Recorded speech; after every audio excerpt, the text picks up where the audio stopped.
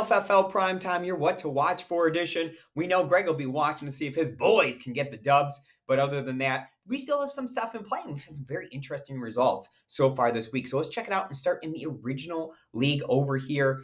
Todd and Phil have already won.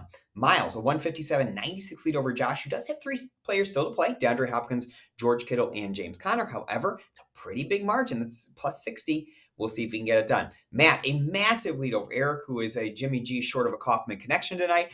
And then Bill with a big lead over myself. I do bring three players to the table still with Christian McCaffrey, Rondale Moore, and the Niners defense. If you look at the standings in this league, Greg, number one, has already lost. Casey, number two, looking like a loss. Josh, number three, looking like that could be a loss. So we could absolutely have some real tightening in the standings over here. And speaking of tightening standings, this league could experience the same exact thing. The LFFL2 built just a 6-point lead over Sean, who brings Deebo Samuel to the game tonight. That looks dicey at best for Bill. Phil, the 63-47 lead over Eric. Phil does look solid to win here with DeAndre Hopkins against Eric's Brandon Ayuk, but you never know. Todd, a massive lead over Greg. Oh, I wish I was Miles tonight. Miles, just down 2 points with Christian McCaffrey. I'm only bringing George Kittle to the battle. George Kittle, I believe, had maybe one catch last week, so I could be in trouble over there. Andy has already won. Just like the LFFL, Bill and Eric are tied for first. Both absolutely look like they could lose this week. We could see more tightening standings right here in this league. Speaking of tightening standings, look at this league over here. Phil, Matt, Bill, and Sean are your four leading teams. You'll notice none of those teams are listed amongst teams who have either won or are leading in their game. We can see massive tightening over here too. Phil absolutely has a chance to come back and win his game. Just down 17 with Jimmy G and Rondale Moore. Todd against Matt. Matt absolutely has a chance to come back and win his game. Down just 14 with Brandon Ayuk. Eric, 92 to Nate 54. Eric has basically won that game. And then Matt Brennan's got me by 51 currently, but I do bring three players to the fight here tonight. Christian McCaffrey, George Kittle, and the Niners defense going to try and make a miracle run. And Matt Brennan, Miles, and Greg have already won. But as I say, these three leagues, really cool kind of what happened this week. Got some real tightening going on in these standings, potentially. LFFL 4, I was able to take Thursday Night Football, my first showdown win of the entire season. Going real well for me on DraftKings this year.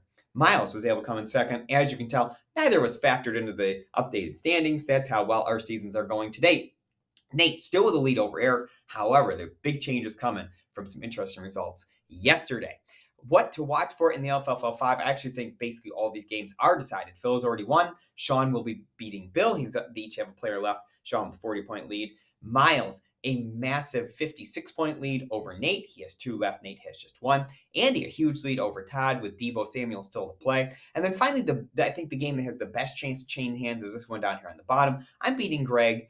Greg still does have Kittle and Fred Warner. I don't know if that's enough to make up the points he needs, but you never know. There's a reason they played the games. Your LFFL 7 elimination will unfortunately be my good friend, Phil Kaufman. He has been the highest scoring team most of the season in this league. However, this is the way guillotine leagues work, right? Just takes one bad week and you are out. So I'm so sorry. Phil will be eliminated, is finished, and does currently have the lowest score.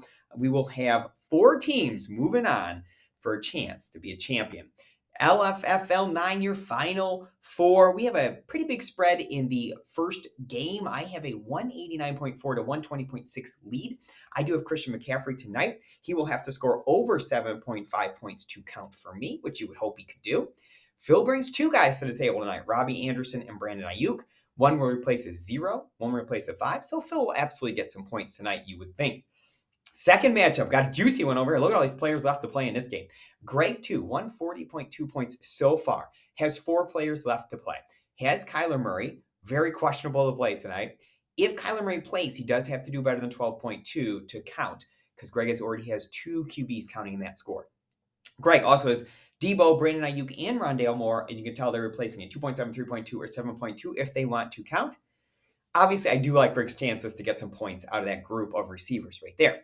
As for my team, only 98.2 so far. I have 4 guys going tonight: Kyler Murray, Marquise Brown, Rondale Moore, and the Niners defense. I have to replace only little scores, so you like my chances to score some points. However, you don't like Kyler Murray and Marquise Brown to stay healthy because they're not healthy right now. So I could potentially come to this game with just 2 players actually playing. However, I do think I'll knock off some of those low scores. So I think Greg and my scores will both go up.